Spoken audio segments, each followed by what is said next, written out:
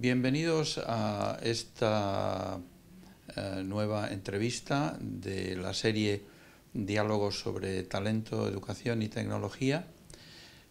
Soy Javier Tourón, Vicerrector de Innovación y Desarrollo Educativo aquí en UNIR, y sabéis que de vez en cuando pues suelo entrevistar a personas importantes en el mundo educativo dentro de los campos que son de mi interés. Today is really a very special day, and I'm highly honored to introduce you to one of the main scholars in the field of gifted education. I met him for the first time at the University of Nijmegen during the 4th ECHA conference, my first ECHA conference, in fact. And probably he do not remember that this particular, but in those days we have been working on the scales for rating behavioral characteristics of superior students, and I gave him our Spanish copy. You know? I'm talking about Dr. Joseph Renzulli, that is a leader and a pioneer that do not need much introduction. He is one of the architects in the field of gifted education and has been applying the best pedagogy and teacher training to not only the gifted but all students. The American Psychological Association named him among the 25th most influential psychologists in the world. His curriculum is immense, and we had no time to review even in a minimal detail. Hundreds of papers, books, contributions, etc. His work on the three-ring conception of giftedness, the enrichment triad model, the school-wide enrichment model are some of their most significant contributions. There is something a couple of things I want to emphasize at this beginning. He was one of the contributors to the monograph of Revista de Educación, number 368. I had the honor to edit with a very interesting paper on identification of the gifted. We also had the opportunity to offer to the Spanish reader their book wrote with Sally Reyes on enrichment, enriqueciendo el currículo para todo el alumnado. And there is something I want to mention because in our context this is not uncommon, it's just something that never happens. He has received more than $50 million in research grants. So a long career of 50 years in the field makes me proud to have Dr. Renzulli here with me in UNIR. And I'm sure that the few questions I'm going to pose him will illuminate many misconceptions I'm sure we have on this field. The first question is about the three-ring conception model on giftedness you developed a number of years ago, and is probably one of the most or the best known model around the world. But I saw in some places, particularly in our country, that the three-ring model was used as an identification model, what is not in my, I guess, people never mentioned the revolving door identification, for example. Could you briefly tell us what are the 2 or 3 or key elements that has to be well understood in your model, just to do not mislead the teachers or the practitioners in the field of education? Well, the first thing is that one should view the 3 rings as developmental. That is, they are things that we can instill and improve in young people. The second thing is that when I talk about above average ability, I'm not just talking about traditional academic ability or traditional things that young people learn in school and take achievement tests for.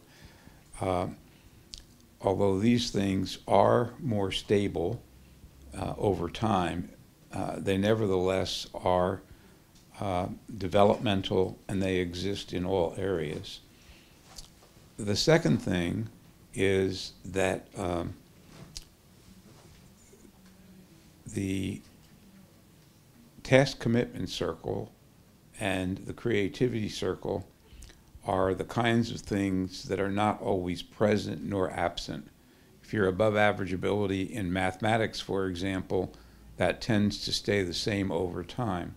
But creativity and task commitment are very situational specific. You might be reading a book or watching something on television or listening something in your classroom, and you'll all of a sudden get a creative idea. And so I think we must be careful not to do the same thing with creativity that we have done with academic achievement and give it a numerical percentile rating. These things come and go with situations. And the same is true with task commitment. We're not always eager and energized and compelled to work on something unless we develop a very, very strong interest. Now, what is, I think, the most interesting thing about the three rings is that all three rings must be interacting and working together before we see what I call the development of gifted behaviors. And again, the circles feed upon one another. So a young person gets a creative idea, and they decide that they would like to do a project on looking at pollution in local rivers or streams. And unless they follow through with some physical activities to do that, that's what we call task commitment, then the rings are not going to come together. And the same is true in the opposite direction. A person may have a strong belief about doing something. My God, we've got to do something about bullying in this school. Well, that may then inspire or provoke some creative ideas about how to do something with bullying. So those two things also feed upon one another. They don't occur in all people. They don't occur even in the same person all of the time. Many of us have had good ideas for invention, but we've never followed through on them. And they usually occur within certain contexts, mainly the major interest of that person. So that one person might be interested in examining pollution in local streams or rivers. Another person might be more interested in drawing a political cartoon for a newspaper. So we have to always look again at the area of interest, the ways in which people might express that interest. Some people verbally, some people in writing, some people artistically, graphically, dramatically. So interest really overrides the kinds of behaviors that bring the three rings together. Mm-hmm. Wonderful. Some people, this is very connected, and I think probably we already have the answer now, but some people in the educational field, particularly the average teacher, tend to think that some kids are gifted and some others are not. And this is a kind of myth that is difficult to remove from the mentality of the teachers. No? Do you think, well, I know what you think, but could you please send a message that this is a kind of old-fashioned way of thinking you know, I think you use the expression state of being, no? To be or not to be gifted. Could you explain to teachers that this is not a tenable conception from the research and the thinking of the academy today? Well, I think that most teachers would describe a student as gifted or not gifted pretty much based on their academic performance in school. That is, they learn their lessons well, they absorb all of the information, and are able to perform well on tests. And I think that obviously that's one type of giftedness. We call it high achieving or academic, or I sometimes call it schoolhouse giftedness. However, the people who have done things that have made important contributions, whether it's to the world in general, people like Marie Curie or people like Albert Einstein, basically have worked in areas in addition to just their academic performance. They've had a great deal of motivation, high motivation to perform in their fields, a great deal of energy, and ordinarily these are the kinds of things that promote the type of giftedness that we call creative, productive giftedness, as opposed to schoolhouse giftedness or lesson learning giftedness. So I think that teachers need to take a broader look at young people who ask a lot of questions, who sometimes disagree with the teacher, who sometimes come up with ideas that most people would say are outrageous or far out ideas, because those are the people that ordinarily come up with ideas that make the world go around. One famous philosopher or another said something like, if someone doesn't disagree with your idea at the beginning, it probably is not a good idea, because usually new ideas go against convention. Yeah. Many people tend to say that experts do not agree among them. We have a number of theories in the field, a number of scholars who have proposed different things, different models, different conceptions. There are plenty of books about this. Really, and this is something that the less trained people, or the people who less not much about the field, use as a kind of excuse or reason to say, well, don't do anything different because even the experts don't know exactly what they're talking about.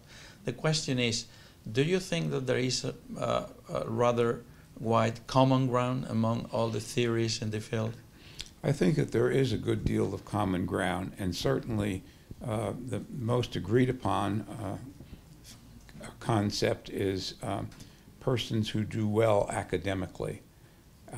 I think that where there may be some disagreement is the extent of influence of things like creativity, things like task commitment. But I do think that the field has changed its mind over the years that I've worked in it, from the idea that it's just simply a high IQ score that makes someone gifted, and that no other thing should be considered. The article that I wrote in 1978 entitled "What Makes Giftedness? Re-examining a Definition" really is considered by some to be the beginning of at least taking a look at other things in addition to high achievement as measured by academic tests, cognitive ability tests, or high IQ tests. And so now most people would talk about a multiple criteria approach to examining not whether someone is gifted or not gifted, but rather someone who needs some supplementary services, opportunities, and resources in order to promote the development of their work, an idea that they might like to follow through on. Okay, I have a quotation that from one of your writings, from 2005 perhaps. You wrote, although most writers use the word gifted as a noun, I have consistently used the term gifted as an adjective, right? Rather than a noun. Gifted behaviors instead of the gifted.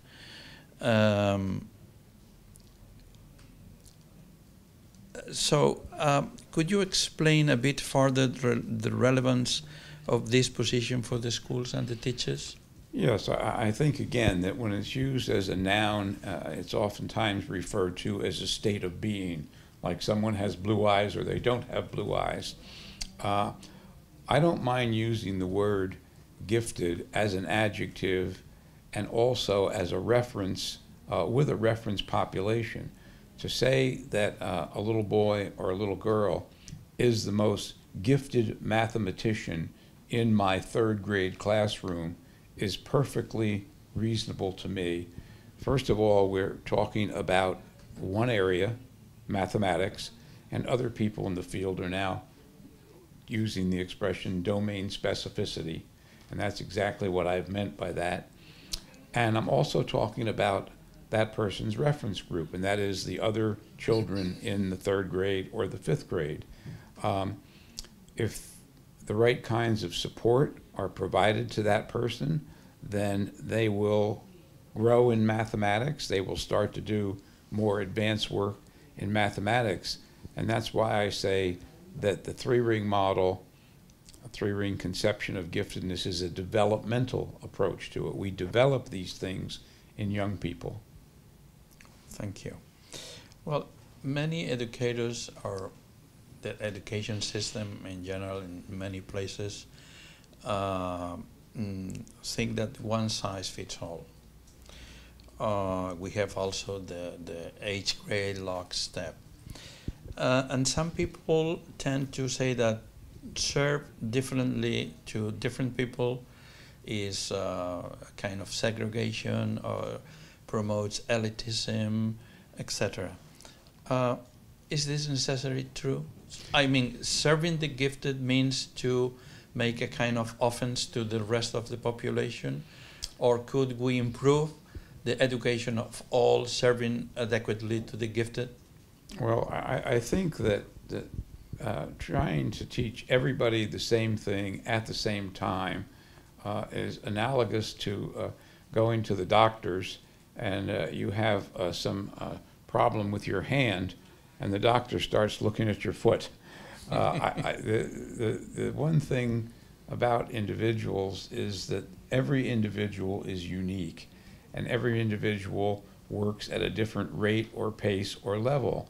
And to keep everybody on the same page at the same time is to limit opportunities for the development of talents that contribute to the betterment of the world, that increase the economy of a nation. Just think of the number of jobs that someone like Steve Jobs created when he formed Apple, the company Apple, and then later also went into the entertainment business. Just one set of ideas has created probably thousands, maybe millions of jobs, and we could give many, many examples of that. And I think that this very complicated world progresses on ideas. Ideas are what make everything that we have in this world improve. From the clothes we wear, to the cars we drive, to the food we eat, all of those things are the result of creative people that come up with new and better ways, more efficient ways, more effective ways to do things. And to treat everybody exactly the same is probably not going to promote those kinds of mindsets in young people. Mm-hmm. Well, let's be creative just for a second and imagine that you are asked to establish a local or national action in this country or in any country, you know, to promote actions to serve the gifted. What would be your three main recommendations to the local authorities or national? First of all, my first recommendation to local authorities would be that some resources be provided to develop giftedness and creativity and talent in the young people in their schools. And those resources would be used mainly for training teachers. If teachers don't have the know-how for developing an investigative and creative mindset, they don't have the materials or resources in order to make this happen, then it's not really going to work. The second thing is the training of administrators. You could have the best teacher in the world in a school that is willing to do wonderful things with young people, And yet you may have an administrator that says, no, in this school, on Thursday, this day, we are on page 26 of the reading book or the mathematics book, and that's the way we run the school. So I think that there needs to be some understanding of talent development on the parts of administrators and some freedom to allow flexibility within the school where these 6 children can go off by themselves and work or go with a different teacher or get in a car with an adult and go downtown and interview somebody at a scientific or artistic institution. Those are the kinds of flexibility that are necessary for administrators to allow in their school. Otherwise, we do get back, in fact, to a one-size-fits-all. Okay. Well, I can imagine thousands of questions.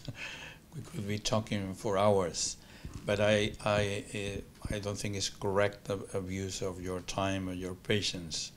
I just want to thank you very much for coming to visit us in UNIR, to offer this beautiful insight that I'm sure that our audience will estimate very much, and also for the recording of the master class that we're going to offer to our students in the Experto en Altas Capacidades y Desarrollo del Talento. So thank you very much for coming. Well, one thing I would like to say in conclusion is that because of the internet, we now live in perhaps one of the best times in the course of history for a lot of the kinds of talent development that we advocate to take place.